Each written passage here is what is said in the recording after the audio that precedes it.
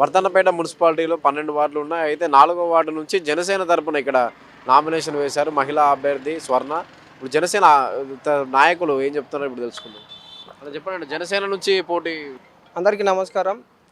నేను బర్ల శివ, వర్ధన్నపేట నియోజకవర్గ నాయకుడిని. ఈరోజు ఏదైతే వర్ధన్నపేట మున్సిపాలిటీ ఎలక్షన్లు జరుగుతున్న సమయంలో మా పార్టీ జనసేన పార్టీ తరపు నుంచి ఒక అడుగు ముందేశాం. ఏదైతే మా అధినేత సూచనల మేరకు ఇక్కడ వర్ధన్నపేటలో ఖచ్చితంగా పోటీ చేయాలని అనుకొని పోటీ చేస్తున్నాం, బరిలో ఉన్నాం. ఈరోజు మేము ఎన్నో వార్డు అంటే 4వ వార్డుకు ఒక మహిళా అభ్యర్థి మా నూనవతు స్వర్ణ గారిని నిలబెట్టడం జరిగింది. ఏదైతే ఇప్పుడు రాబోయే ఎలక్షన్లలో ఖచ్చితంగా మేము జనసేన పార్టీ తరపు నుంచి వెళ్తామని ఘంటాపథంగా చెప్తున్నాను. ఏదైతే మా రాష్ట్ర నాయకుల సపోర్ట్ కానివ్వండి, మా జిల్లా నాయకుల సపోర్ట్ కానివ్వండి, మీరందరూ కూడా ఈరోజు నూనవతు స్వర్ణలతకు మేము ఎంతో సపోర్ట్గా ఉండి మాకు సంతోషంగా ఉంది. ఈరోజు ఒక మహిళ ఒక వర్ధన్నపేట కాన్స్టిట్యున్సీలో నిలబడి పోరాడుతుంది, ఇలా కొట్లాడుతుంది. అది ఎవరిచ్చిన జనసేన అధినేత శ్రీ పవన్ కళ్యాణ్ గారి ధైర్యంతో. ఈరోజు మా వెనుక డబ్బు లేకపోవచ్చు, మంది మార్బలం లేకపోవచ్చు, కానీ పవన్ కళ్యాణ్ అనే ధైర్యం మాకు ఉన్నది.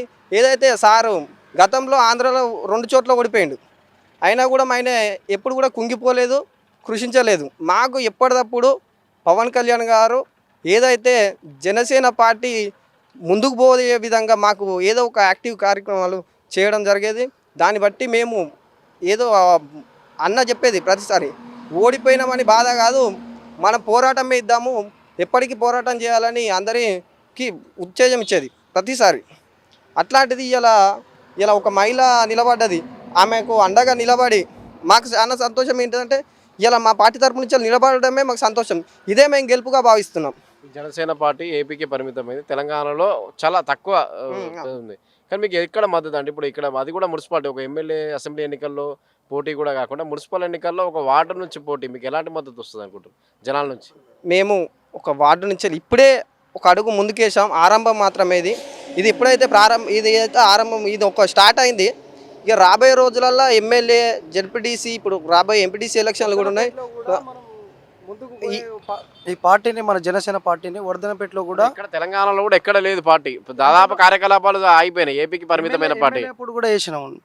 మేము ఎమ్మెల్యేటప్పుడు కూడా పోటీ చేసాము, అప్పుడు కూడా మన ఎలక్షన్లో బరిలో ఉన్నాం. ఇప్పుడు మన సర్పంచ్ ఎలక్షన్లో కూడా బరిలో ఉన్నాం. ఇప్పుడు లేదు, బరిలో మావాడు శివ నిలబడ్డాడు. అదే ఫస్ట్ మన జనసేన పార్టీ వర్ధన్నపేటలో మనం ముందుకు పోవాలనే ఆలోచన మేరకు మేము సిద్ధమవుతున్నాం. ఇది ఫస్ట్ సారి ఇది వేస్తున్నాం మేము.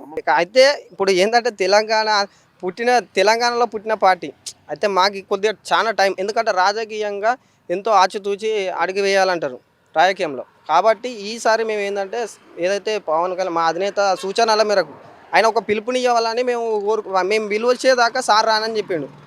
మేము మొన్న ఏదైతే సర్పంచ్ ఎలక్షన్లలో నిలబడి సార్కు కొన్ని గిఫ్ట్లు పంపించాం, ఏదైతే గెలిచి పంపించాం, దాన్ని చూసి సార్ ఇవాళ ఎందుకు మనము తెలంగాణలో బలంగా లేనని ఎవరు చెప్పారు, ఈ గెలుపు ఏంటిదని చెప్పి మా రాష్ట్ర నాయకులు అందరినీ కూర్చోబెట్టి మాట్లాడి ఇప్పుడు ఏదైతే అన్ని మున్సిపాలిటీలో మన ఉమ్మడి వరంగల్ జిల్లాలో ప్రతి మున్సిపాలిటీలో ఏదైనా ఏ మున్సిపాలిటీలో అయినా ఒక్క అభ్యర్థి అయినా ఖచ్చితంగా ఉన్నారు. అది పవన్ కళ్యాణ్ గారు ఇచ్చిన 12 మున్సిపాలిటీల్లో ఒక అభ్యర్థి ఖచ్చితంగా నిలబడుతుంది మున్సిపాలిటీలో. అవును, ఏదో ఒక వార్డులో సరే, 1 లేదా 2 గెలిస్తే ఎవరికి మద్దతు తెలుపుతారు? గెలిస్తే ఎవరికి మద్దతు? అది గెలిచినాక మా అధినేత వాళ్ళు ఏదైతే రాష్ట్ర నాయకత్వం సూచనలు పోతుంది.